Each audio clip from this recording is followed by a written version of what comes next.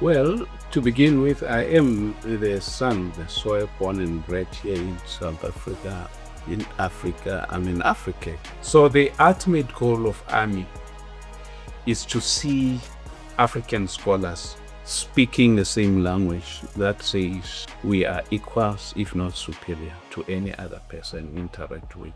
There's no innovation without affirmation. So if you cannot affirm the African knowledge, then you are really dwarfing the African spirit of innovation.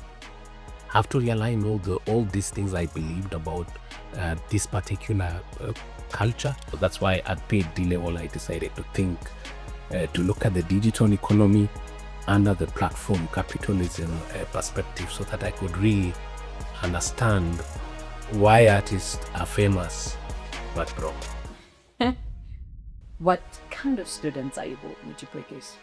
Well, we are going to produce plugged students, leaders that are plugged on the African socket, right on the belly of the African continent.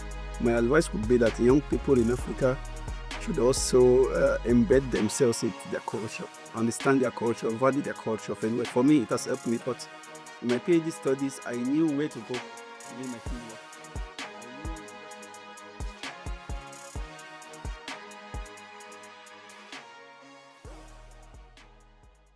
Let's now talk about AMI. This is a collaboration between the University of Venda and Karabakh University. Let's now talk about the collaboration between the two institutions and also the significance of AMI. Yes. Well, the collaboration started with me meeting Professor Wanyama, who happened to run the African Musicology online. I was interested in what that journal was doing. We had a discussion only to learn that he's using some of my work as coursework for his students. Then we started talking. Then I browsed the idea of an African Musicology Institute. It was natural that there was some agreement as to taking up the challenge. And then the two institutions agreed and we signed a memorandum of understanding in 2022. Yes. So I've read through some of, your documents and trying to understand what AMI is. What did you say informed the decision to build the institute as not necessarily a collaboration between the two institutions, but a continental partnership? And, what strengths would you say the two institutions actually bring into this collaboration? Well, the two institutions are a nucleus because we needed to have a root-based so that the idea that we have can have a home base. But in reality, it's not going to be possible to have all universities on the continent to sit in one room and agree on a project of this magnitude. So you needed either an institution or two. In this case, we saw the feasibility of going with an East African university and a Southern African university. But then we will be mounting two projects which bring all the other universities in line through the adjunct professorship program. Which means that the University of Venda has procured or employed a list of experts on different topics around music and around philosophy.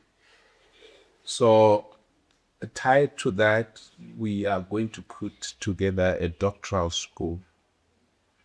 We'll be able to recruit students from all corners of the continent, even in the diaspora, to affiliate to AMI one way or the other.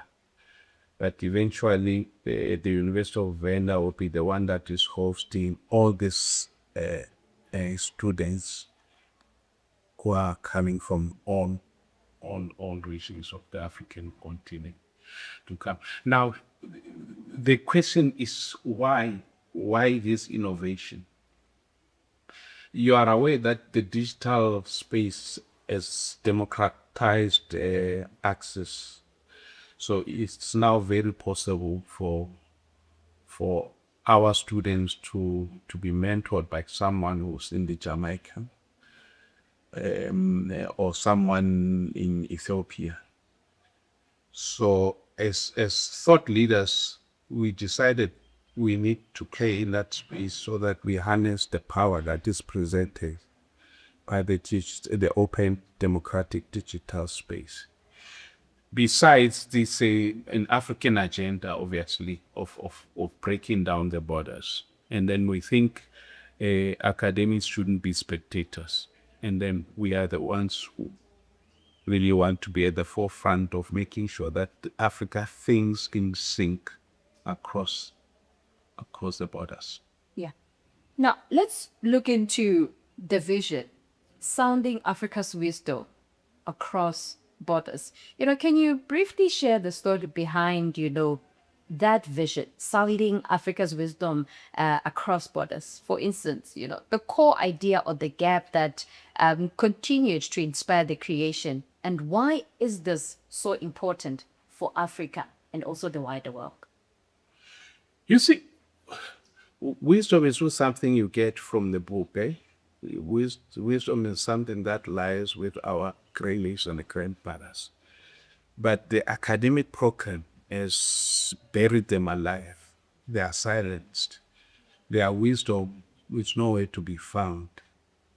So we intend to unleash a group of scholars who would just be conduits, enablers of all the knowledges that has been suppressed to come to light across the board. So that is our mantra. We want to sound the wisdom of my grandfather, your grandmother, across the board. And we want to believe that that wisdom is superior. The reason why it was suppressed is because of fear. If it were to be given space, what would the world look like? Now we need scholars who can make that undertaking to unleash the wisdom of a continent. Yeah. Would you say so far, ever since you signed the Memorandum of Understanding between the two institutions, would you say the vision has evolved since the institute was conceptualized? Yeah, it's amazing. Univen has taken up to this idea in a big way, which suggests to you that the institutions see the merits.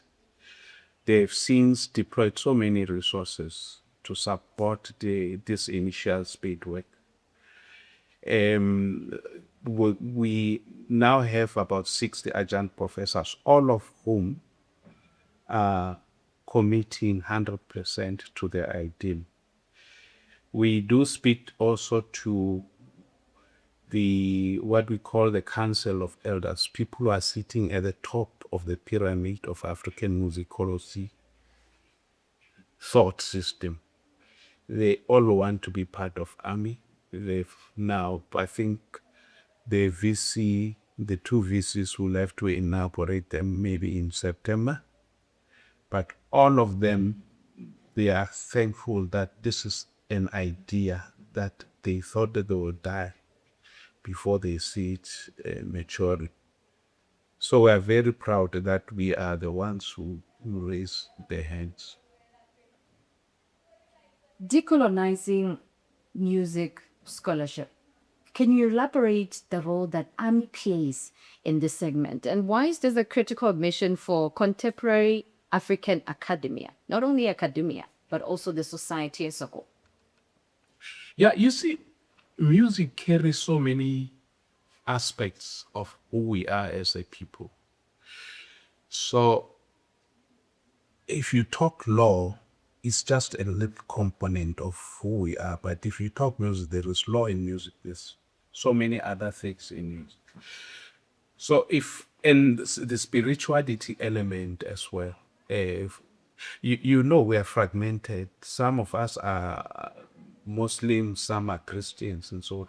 But music is able to break that barrier and reconnect the fragmented Africa. So we, I could speak in a Muslim in conference without any hindrance, because I come through music, not through politics, not through religion. So it is very critical that musicians, the way we think, transcends these boundaries. That is the only way Africa will re-emerge. Let's talk about some of the key projects, some of the key initiatives that, at the moment, they're currently underway at ABI. And these are specifically projects that you believe will shape the future Yes. of African musicology. Yes. Yeah. Yeah. Well, African musicology is a vehicle. It's not the end result, but the end result is to impact how Africans think about themselves and about the world. But the project that we put together to refine or fine-tune this vehicle called African Musicology Institute are more about communication, more about disseminating the message, publications, and then we need also to go the digital rules in the way of interview, so that these people who are locked somewhere in the library can then come out and be seen by their own children and grandchildren. So we'll be having podcasts that will go out in various captured venues, but also be interview international scholars who have anything to do with the agenda of AMI. Obviously, we have the adjunct professorship that unleashes the power and the skill of all professors that are now at our disposal to service us as examiners, as or supervisors, as mentors, as people who are going to hold a hand and to these new scholars that we want to see emerge out of this mindset. The doctoral school I've alluded to. The doctoral school is the crown in what we want to do. And students will register from wherever they are, but they will have a dual affiliation with the University of Venda. I think Kenya will come online, Kabarak will come online as soon as they are ready, but Univen is ready. The idea is to have a community of scholars, students and their professors, where we really define how African music should be studied and how should this discipline relate to the people of Africa. Yeah. Talking about students and scholars, do you currently at the moment have students and scholars that are engaged with AMI? And, if you do have students, what is the profile of these students, considering your Pan-African focus? Yes, we have a crop of students now who are in AMI or just about to graduate or have recently graduated. But we have many more that are waiting in the wings, wanting to come through. And luckily, almost without fail, all of them are strategically placed in their work environment. They are CEOs of this, directors of that, influential positions. So when they heard about the idea of, and they all said this is finally the vehicle that they've been waiting for, that will then enable them to try and preach this gospel in their work environment. Let's talk about communities and AMI. In what ways would you say AMI impact communities around it, both locally and also across Africa, or in what ways is it planning to impact those communities, and why is community engagement vital to the institutions or the institute's mission? Yeah, we exist really to serve the community. We may project ourselves as a thinking tank, but ultimately, everything that we do has to filter down to the community to make sure that the community is empowered. So we've got an arm or a pillar called community activation. We didn't want to call it community engagement because we do have community engagement here, but we want to reactivate communities. We've got strategies that are in the pipeline. One, we want to take hold of the artistic wealth of the province or of the country and make sure that we place those in buildings rather than leave Standard Bank or whatever bank to their own devices to put a Picasso painting. We want to say, take that one down, put Vhuhwavho's picture because she's more relevant to your clientele.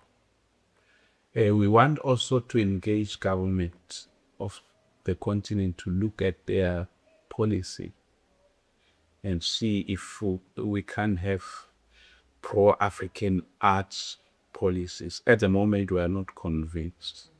There's still a fragmentation. We're not speaking in the same voice. So AMI will be that vehicle that is able to say to you and to UNESCO, this is a policy that should apply to the rest of the continent.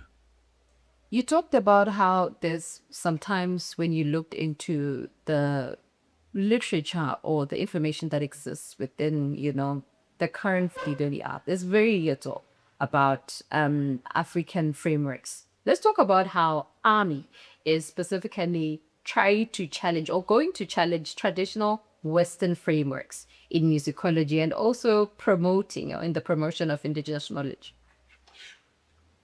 Yeah, we are a little bit apprehensive in using a terminology that has been blessed by the Western systems. We are a little bit apprehensive appending indigenous knowledge to what we do. We want to engage our knowledge based on its merits without defining it against any other thing. So these are the kind of ideas we'll be putting to our students to say, if we were to remove indigenous African music, would you be able to be relevant to your community? The answer is yes. And the answer is go and find the terminology in your community that represents what they do. Because if you had to go to your grandmother and talk to her about the indigenous knowledge system, she will not know what you are talking about. That's a disconnect. So we want to correct that. I'm currently writing an article on the philosophy of Oitekola. You know? What is Oitekola? Well, in English you'll say self-introspection, but it goes much deeper. But if you just dismiss it as self-introspection, you're missing the point. When I say Kgokgololo, you think I'm going to where the music is played, but there's a philosophical wealth that we are missing by reducing that to concepts that are comfortable for someone else who comes out of the tradition.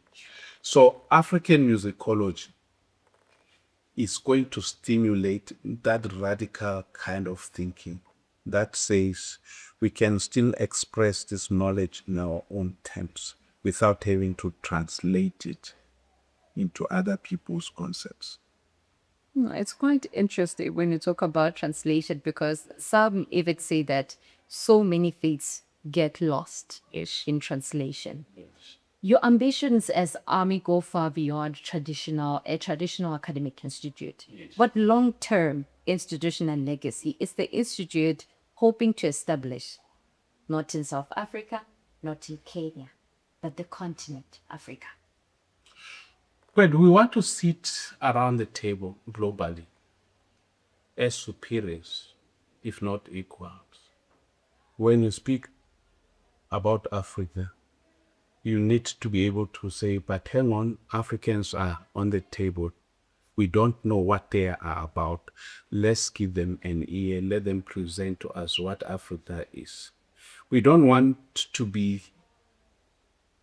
have lawyers, people who are educated who can speak on our behalf. Yeah, we want our knowledge base to be an alternative. And there is merit in that kind of thinking. There's no innovation without affirmation. So if you cannot affirm the African knowledge, then you are really dwarfing the African spirit of innovation. Because how do you innovate with a borrowed kind of knowledge? You see. So the ultimate goal of AMI is to see African scholars across the continent speaking the same language that says we are equals, if not superior, to any other person we interact with. After all, our continent is superior. So why can't we be superior as well? Right. Absolutely understood, Prof. The audience is listening. If you're to leave the audience with one message about the future of African scholarship, what would it be? Well, it will be the kind of scholarship that benefits Africa, really. That is in service to the continent, no one else. The way Africans relate, African professors relate to their communities is still not right. I'm still elevated unfairly so against my community, which is not right. But in Europe, that is not the case. You are a professor, you are a president, you are just a next door neighbor who looks like any other person. So that needs to be corrected. And I think that would be part of the success stories of African musicology if we to get it right.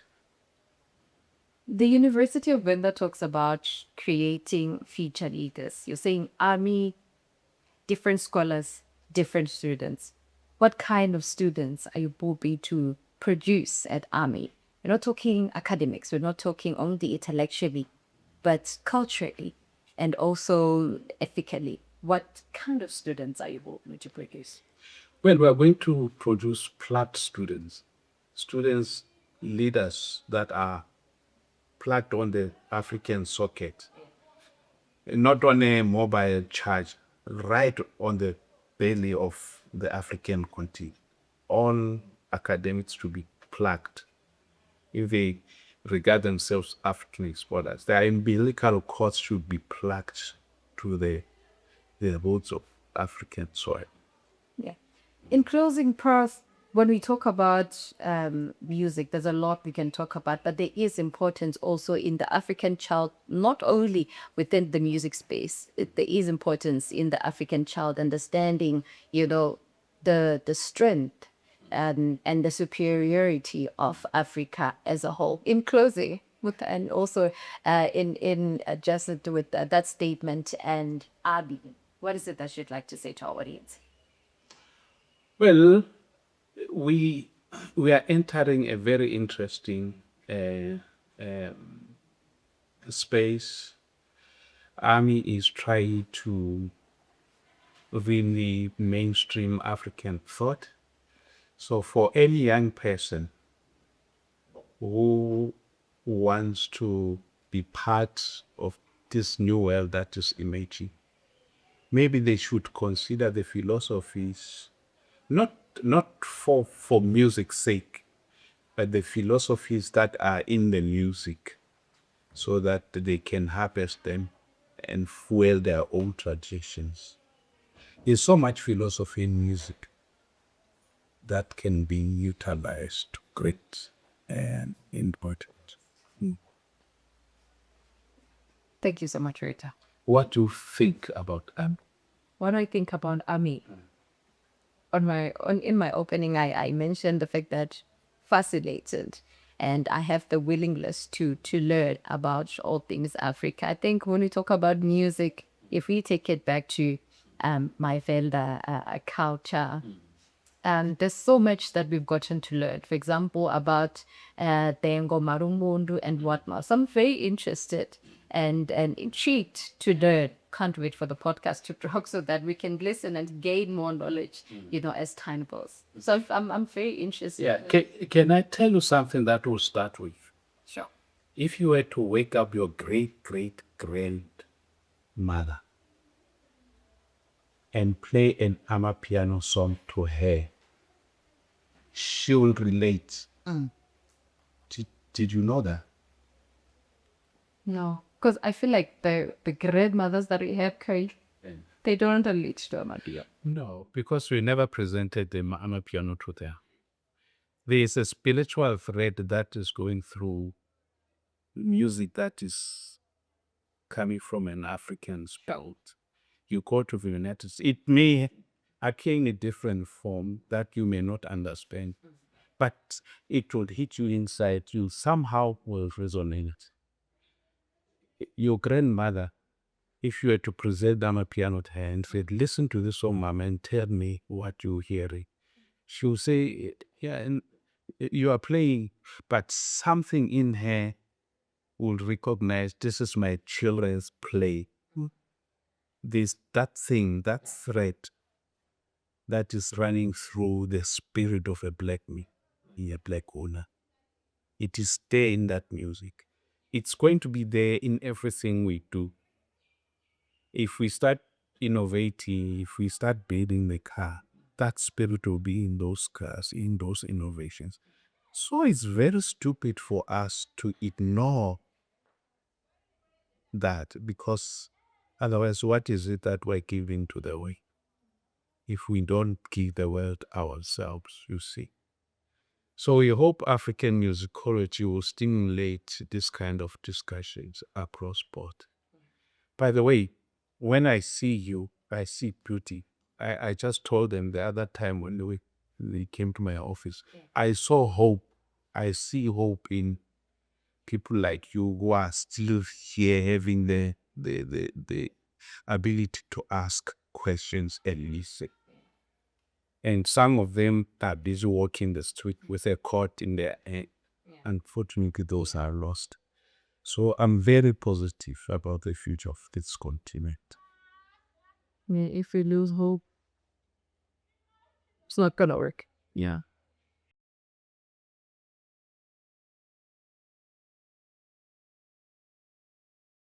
We are now joined by two PhD candidates that are being supervised by Prof. M.G. Mapaya.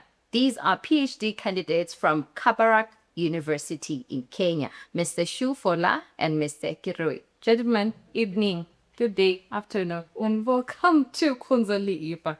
Thank you. Thank you. Yeah. Quickly, before we get deep into the interview, Mr. Sofola, Mr. Kirui, if you would introduce yourselves to our audience, how would you introduce yourselves? Well, thank you. My name is Kadupe Sofola, and I came from a town in Nigeria called Vhuhwavho. So I am a candidate. I'm a PhD candidate at Kabarak University, Kenya, and I'm being supervised by Professor Benedict Wanyama and Professor Geoff Madimabe Mapaya. Mr. Kirui? Yeah, thank you so much. My name is Amon Kirui. I am also a Kenyan. I come from a small, not a small, a big community called like the Kipsigis community that resides in the Rift Valley. And actually, that's where the university is located at Kabarak University, and I am a PhD candidate under the supervision of Professor Wanyama, who is currently in Kenya, and of course our host here, Professor Mapaya. Yeah. You guys are PhD candidates. Let's look briefly into your research focus within the African musicology. If you were to explain or to, outline what your PhD research is about, how would you describe it? Thank you.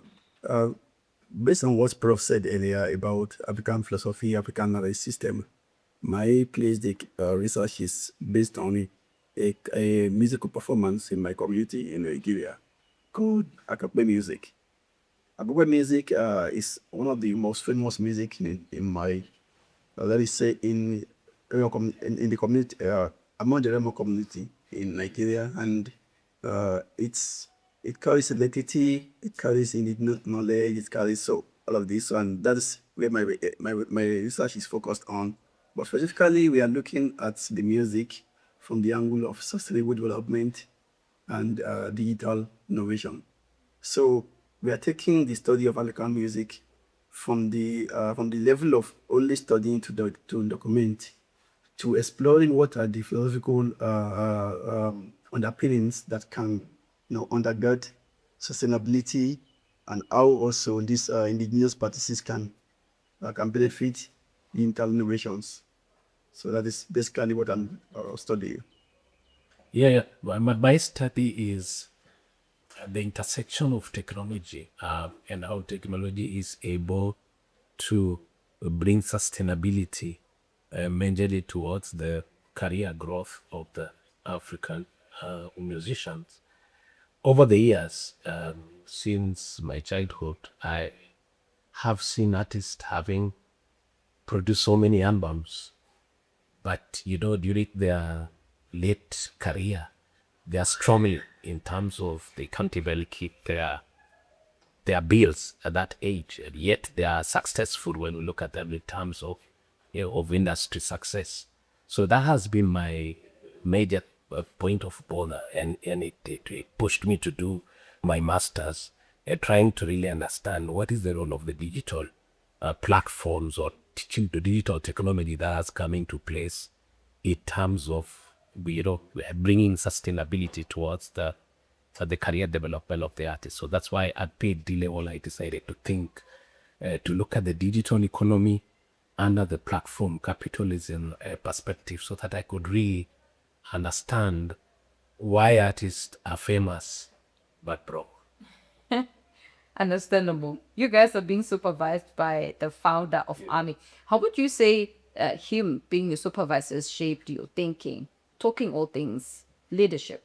You talked about development. Let's talk about how he being a supervisor, has shaped your thinking so far about leadership and development, specifically in Africa.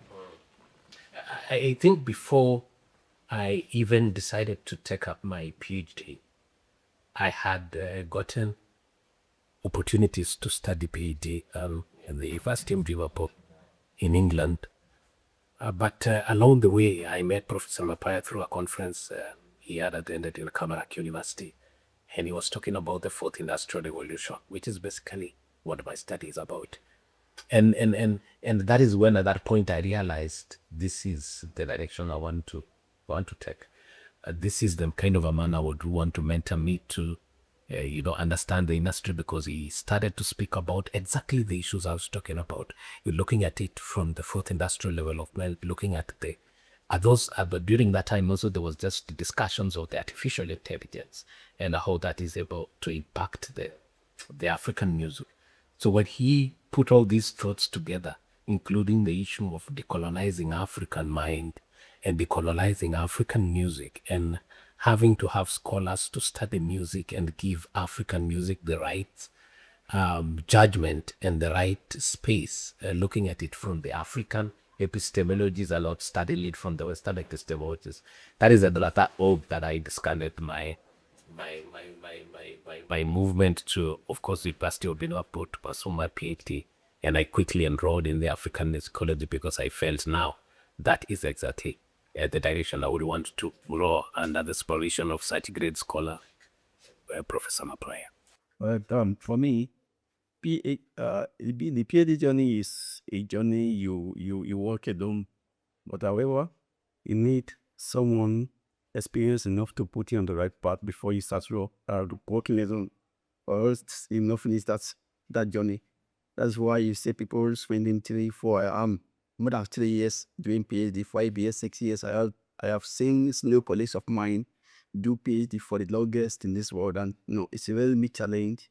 And I was always known what I wanted to study for PhD, but being able to craft your ideas into one very strong statement is a very big deal in the PhD studies. So working with Professor Mapaya and the others who I saw, Professor Oyama, has really assisted me in being able to now get the right path to start working along. So they have been so helpful. Particularly the Professor Mapaya has been, you can approach him. In fact, we had classes at 11 p.m.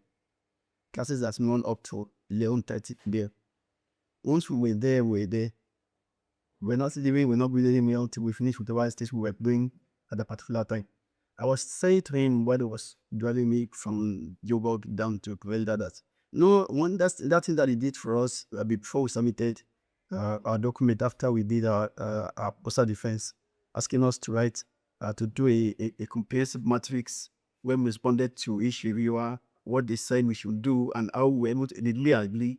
Why did we agree? Did we disagree? Why did we disagree? And then what did we do? We had to do those comprehensive, when we thought we're done, we had to go at the table again, and that thing has really helped. For example, my colleague just submitted one of source report today to Root Lake because he had to revise a paper of his. So those lifetime skills, we have been able to get a lot of them, and now we're able to also make people coming behind us. Absolutely understandable. The vision and the objectives of Army. How would you guys say your work specifically connect with these two things? And in what ways do you guys see your research contributing to broader goals of the Institute? I was looking at the issue of cultural sustainability and being able to study African in its own epistemology, which is the key pillar of the African Musicology Institute. And my work really aligned because we're looking at the sustainability of these artists. That they go out there, they make music, but the career must be sustainable. They are not just there to make music for fame, but they're there here to make their music to earn them a living and give them a sustainable career like any other career. I also see my work bringing in a lot of contribution towards the artificial intelligence that is now coming up and taking up the music industry, so that we don't again use artificial intelligence to misrepresent the African music, just like the way the previous ethnomusicologists would study African music using the Western lens. So one of the things that my study would want to really contribute is to make sure that artificial intelligence itself is able to assist in actually speaking about the African story using an African way, not borrowing a Western way to come and tell an African story.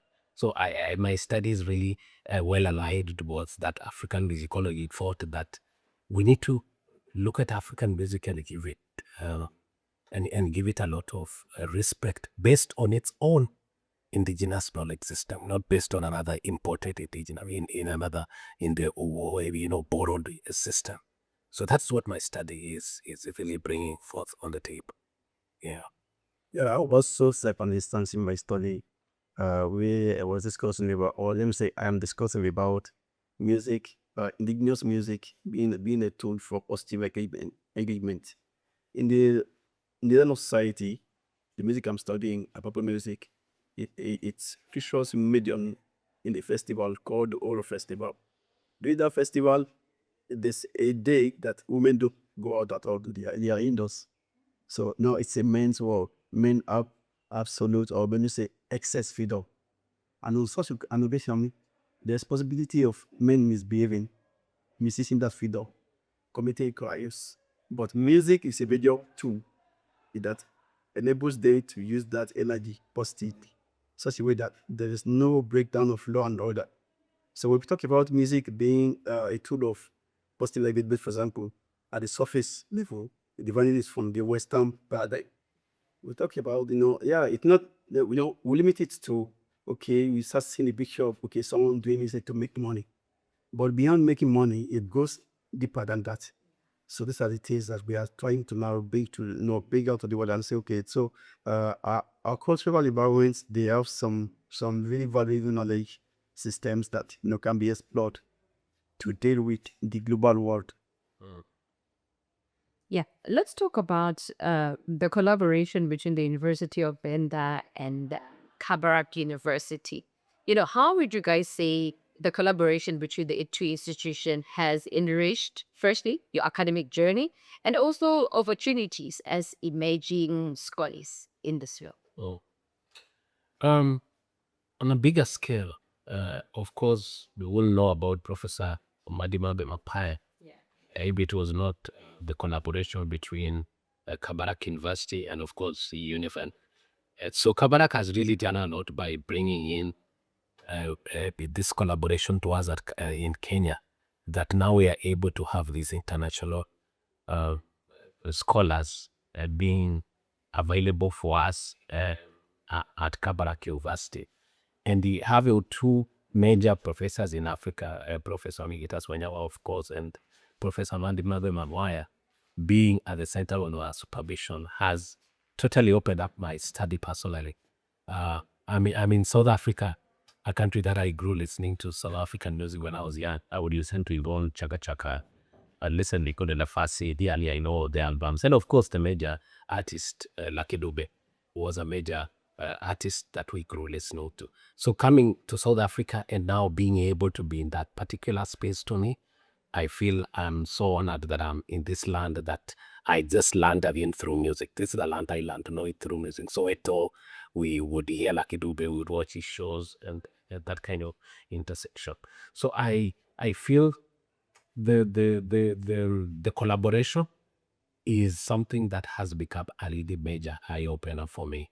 I didn't know, I don't know if I'm saying too much about South Africa, but I never knew that there is a developed African country, because I've been to Europe. And when I look at a lot of the roads and the developed one in South Africa, I can just imagine this is a Europe in Africa. That again, of course, puts me in a different perspective that, indeed in Africa we can make it. It's not the way we look at Africa that we are not hopeless. So this collaboration for me has really been an eye-opener, both culturally, intellectually. I'm able to meet scholars in our music department here that operates, of course, differently from where I come from. People here value their indigenous language. I've been to every office that people are speaking in Shobenda. I don't know the language, but I smile. And then this in Kenya, we have a rule: you don't speak an unofficial language in the office. In the office, you try to accommodate other people, because I'm also coming from a space of over 42 different sub-tribes that operate in Kenya. So you can't go to an office and I start to speak my human language here. But I'm in Venda where, I speak to my watchmen in tongues and using my hands, and we communicate. So I feel like this cultural exchange is really an eye opener for me, and it's really doing great. Yeah, thank you. Yeah, for me, Ami has taken me away from being a Kenyan scholar to being an African scholar. Yeah, because I started being a scholar through my mentor, Dr. Tolu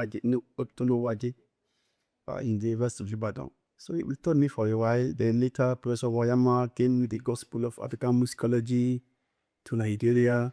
Now, through that, I became enrolled at Kabarak University. So later, I went to Kabarak, and now, as I met his class, I was seeing another professor again, Professor Mapaya. Okay, that this money is for South Africa. Okay, so that was how everything started. And of course, the way we think about scholarship, young people like us, we have the picture given to us about scholarship is surely this very big picture. Hey, you will die if you go this and that. Well, then, I mean, Prof. Baya is very good at something. He's very good at breaking things down so that you start saying that thing like, oh, so it was this simple. I never knew it was this simple. So that's the kind of mentorship we have been enjoying it with Professor Mapaya and Professor Bayama. It's a different environment, as you gentlemen have explained. What challenges would you say you have faced as African scholars in a global academic space, and how has the contribution, or rather army, helped you, assisted you with regards to those challenges? Yeah, one of the major challenges I would say is what I had tried to earlier on talk about, that I was introduced to music, scholarship, rather in a very rigid classical environment. So as an African, I'm forced to do a lot of sight reading. As an African, I'm supposed to sing about the snow that I've never seen. As an African, I'm made to speak about the bear. Those songs that talk about I've never seen a bear. I can only see, Simba and the elephant here. Yeah. I wished. So I'm coming from that environment that I'm being forced to read a culture, and I'm being forced to think to that particular culture.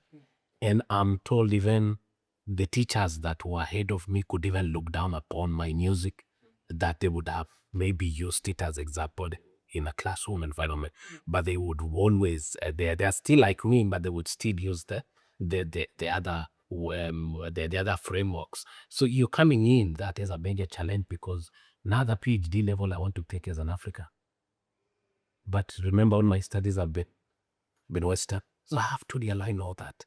I have to realign all these things I believed about this particular culture, and wanting to bring my culture at an equal space, because I was already given this difference that this other culture is here and the other culture is here. So I have to push mine here, and then I start to argue or even look higher, because that is my African story. So that has been my major challenge, shifting, having grown as a classical pianist, and then now coming to think of a contemporary. I then start to think about how do I translate this to become an African pianist. That is a very difficult thing to do, especially if you have an introduction of classical piano where you're just hooked to reading music. And then now you're being told, no reading in African. Use your intellect capacity to play and listen to the musical playback. Yeah, so that has been a major challenge to me. But coming to African musicology, I'm so happy, because I didn't come it so late. So I'm now able to actually now speak about my African music in a better way that I would even have spoken about it if, 3 years, 4 years down the line. So thank you. For me, it's a different experience. I grew up in my community where participation in music is just something coming up. So through that, and also being in the church as well, music was following me to the church and following me to the streets. So I grew up in that very intensive musical cultural environment. However, when it comes to how we disseminate this knowledge to the global world now, they are gatekeepers. For example, it's like they are required journals from which can publish. You can't go beyond those levels. We have had issues with viewers not agreeing with your African epistemology, the way you want to present it. So you have to dance to their tunes sometimes, because you also want to publish. You don't want to stay on paper forever. That's a major challenge. And also for me personally, now being a Nigerian, studying in Kenya, having to come to South Africa, I have seen, my post to immigration days.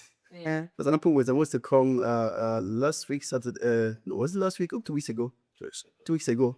That was the last day in April. For me, I could not travel here because I needed a visa. I applied, I thought I could just apply for the short-term visa of 3 months. I applied online, it was declined. The money was gone. I had to go to the embassy, became querulous. I was told I had to get a letter from Vienna, this and that, from the office. I had now applied properly for a residential visa. No, having to apply within that very short time, I had to spend a lot of money, get an health insurance, get police report from Nigeria, from Kenya, medical report. Those days were so in fact, those days were young. Until I was almost going to be God. My brothers were not going to remember. You always talk, so now it's a separate. Okay, you do go and do this. go and do that. I had to travel a lot, Nairobi, back to my base in Kenya. And those things are challenges also. Yeah. So, and that's where approachability that's coming. I mean, Africa is not supposed to be that's for you to travel to a country in Africa, you have to that's to be like hey. So that's one thing it's challenge. And for us to be able to cross, we are now at knowledge level, we are getting there already. I mean, now we have adults all over Africa. But then it's easy that way because people can operate from their base. But now when you have to come to Biafra, Prof was talking about the graduate school. One major issue I'll be able to worry about that in my graduate school would be about people getting a visa. So it is an area that the government also can soften some things down. Yeah. Yeah.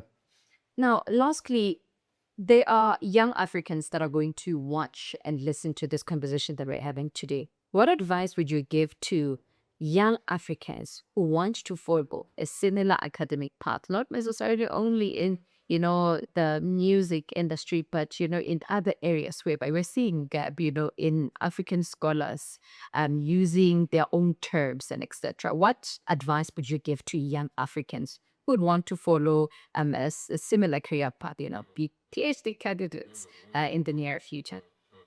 No. We, of course, grew up listening to that famous phrase that you want to hide something from an African, you got to hide it in the book. Yeah, so one of the advice I would really, and this is what I keep struggling with my undergraduate students, is we got to go back to the basics. And the basics is we got to read, we got to study, we got to research. We got to speak from a point of no, not from a point of just hearsay. So this is what I want to really challenge the upcoming scholars, that for you to really do well in this industry, read. I have been reading for the past 3 years. Like even when I was coming here, I was carrying my laptop and my colleague was asking me, can you not put aside your laptop? Yeah, because it is something that is now inculcated in me that wherever I go, even if I'm going to a restaurant, by default, I'll have my laptop with me. Just in case I have 10 minutes, I'm able to look at something. God has opened for us an opportunity to do artificial intelligence. It is not time to assume artificial intelligence. It is actually time to use that to really expand our knowledge base. And I attribute a lot of my reading to, fully adapting and fully incorporating everything to, and even taking very serious classes on artificial intelligence on how I can lead it to further my research. And for me, I feel that opportunity is there for all of us as scholars. Now what we only need to do is run with it, go back to the basic, read. I relatively speak to my students, I know they'll be watching this, that I keep telling them, don't become a TikTok scroller. You're just scrolling. You know the way TikTok has been built, it has been built to engage you to scroll. Be a content creator, research. Let people scroll your work. And that comes through a lot of research and a lot of reading. You cannot just post content without having research at all. So this is what I would really encourage the future scholars. Let us also take up the issue about publication. Let us publish. Let's look at a lot of journals, a lot of books now telling the African story by the Africans themselves. Yeah. Mr. Chef, I would just add to this, to what Monica said. The first one is that my advice would be that young people in Africa should also embed themselves into their culture, understand their culture, value their culture. Anyway, for me, it has helped me a lot. In my PhD studies, I knew where to go doing my field work. I knew, because for me, this music is something I grew up doing. So I had that information on my head. But I needed to go to the field and seek more information about this. I know, but I would know better. So I knew where to go. I knew if someone was giving me what was supposed to be. So I was not going to the field as an ignorant person. I knew everything. I knew many things. So by the time you were talking to me, I knew you were saying the truth. And if you're not saying the truth to me, I knew also. So that one will be favoring me in life as academician. And also the other part is that we should also take mentoring very, very very, very seriously. It is key to whatever it is will become in life. For example, someone like me, I was just there in Ibadan, Nigeria. It was my mentor having established a contact with Professor Wayama in Kenya that made me know, that brought about the possibility of me doing my PhD in Kenya. Then from there again, Professor Wayama also having a link with Professor Mapaya. You see how it has all become now. So it has really helped me a lot. But without having a mentor, yeah, you know what you want to do, but it's going to take more time to get there. Because we fly on their own mix. Yeah, because they have been there before. So they can tell us, oh, when you get to that bend, you turn to the right because there's a portable there. Yeah. No, absolutely understandable. Thank you so much for coming, and thank you so much for your time. Thanks to having us too. But that brings us to the end of the conversation today. I think if there's anything that I've learned with regards to our conversation today is the fact that Africa is not lacking ideas, but it's about how we turn those ideas into actions. Thank you.